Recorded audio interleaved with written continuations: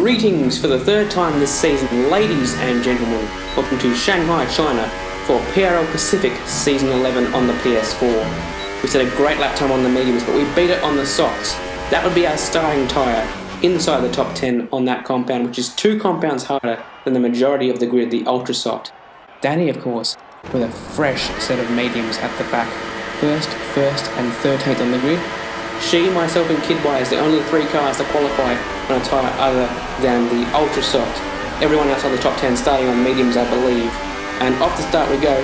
By the way, it was by design that we started off the ultra soft. We projected only about 4 or 5 laps in ideal conditions on those tyres, and with rain on the horizon, it was not the best plan, especially for a pad user such as myself. Through turn 1 we snailed. It was Toddster in the Force India directly in front of us. He's coming off a podium, fantastic race for him in Bahrain. Congratulations for that once again. However, we get very close to contact there.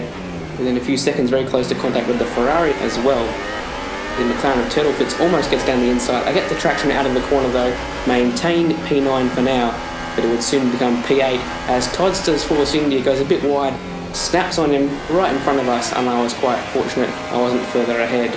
Now here's an alternate view of the start from Mr. Bungie's perspective. You can see the launch from Danny Rocks, my teammate. She overtakes the 6th row of the grid with considerable ease. Every car in that shot on the medium compound, so an even base but a very different launch. Down the back straight for the first time I had a big toe. It was on Craig in the McLaren and Cartwood in the Ferrari. Potential for a double overtake, but I severely outbraked myself. Just about avoid the rear of the Williams of HSV. I did make some headway though, as the other Force India, this time it was Pure Gold, spun out from ahead, and further cars made their pit stop very early, as to be expected on those tyres, and Kramer shows why. He spins out as those tyres overheat, only a few laps into the Grand Prix. His teammate in the Ferrari, Cartwood this round, well, he was dispatched quite easily. The battery is low on energy, reduce ERS deployment. As he started to struggle on those tyres, as are these 2 Saubers who are caught very rapidly. The first one is Stewart. He does try to defend valiantly, however the traction advantage was too much with these tyres that were not overheating and not dying in terms of wear. Straight around the outside. Now if you watch his arrow and indeed his dot on the map, you'll see he makes a slight mistake in this next corner, going wide. Thankfully for him, not spinning the car, but did fall back and pitted at the end of the lap. His teammate was doing slightly better, although he still had the same problems with those ultra softs, just struggling. Quite far into the stint, very impressive, and Cartwood went even further, which really helped him towards the rain stage. But once again, around the outside was the preferential line, especially with the traction I got from these yellow softs. Now at the end of that lap, it was time for Pure to pit. He could not get that Sauber any further, and if he got it 3 laps further, he might have made it to the rain, which is when we pit to put on the intermediate tyre. So things are looking quite good for Toro Rosso to win 3 from 3. Go now. However, the Toro Rosso that had won the opening 2 rounds, my teammate Danny, was out of the race, crashing at the pit entry. And there you can see my lead. It wasn't just P1 in the championship that was out, P2 also. Mr. Bungie crashing out, and you can see why. The track was in a very treacherous stage. I lost the rear, smashed half my wing off. Your front wing is damaged. Expect a lot of understeer unless we replace it. Check your MFD for a new strategy option. And just like that, my 15-second lead had eroded to nothing. You can see I just came in a little bit too hot. Wasn't even on the throttle, actually tried to brake to save it. Nothing would save it at that point. The mistake had already been made, entering the corner slightly too fast. And the consequences were I had to stay out for a few more laps while the track dried out, because I didn't want to have to make 2 extra pit stops rather than just the 1 to change back to the dry compound. And into the lead went the Mercedes of OP Magic. I quite clumsily ran into the back of him a couple of corners later. Thankfully it didn't spin him out, otherwise I'd have had a slam dunk penalty for that, I reckon. The next car to challenge me was Cartwood. He made a move down the inside into the hairpin. Didn't quite get it done though, obviously the treacherous conditions. I got great traction coming out of that turn, and we were both putting that lap, so I actually stayed up the inside here and just about avoided being the second Toro Rosso into that wall.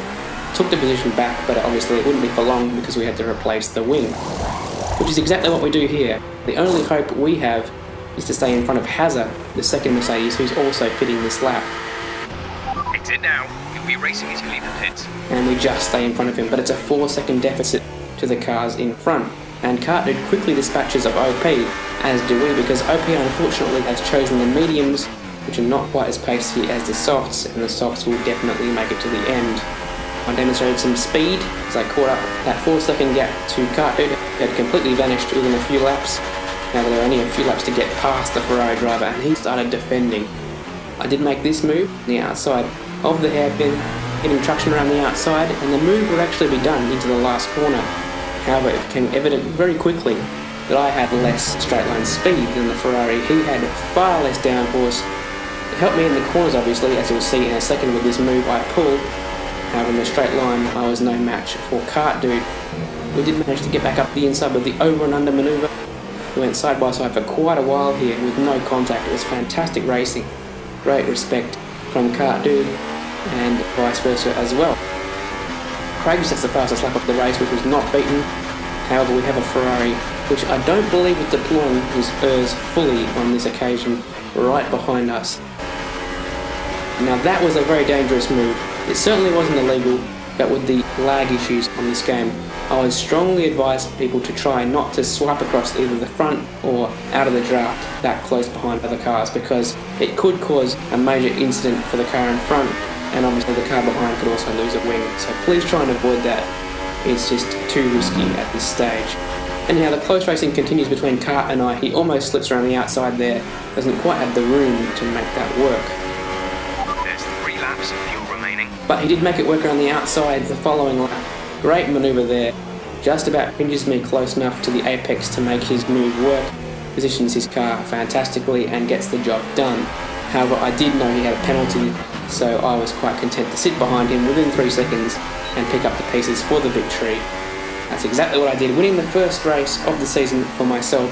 At the same venue, I got my first win last season, one of my favourite tracks obviously. And there it is, back to P2 in the championship, a 7-point deficit to Danny, who still maintains the lead though. Great job also to Cartdude and Hazza for their first podiums of the season. I've been Jacko, see you next round in Baku.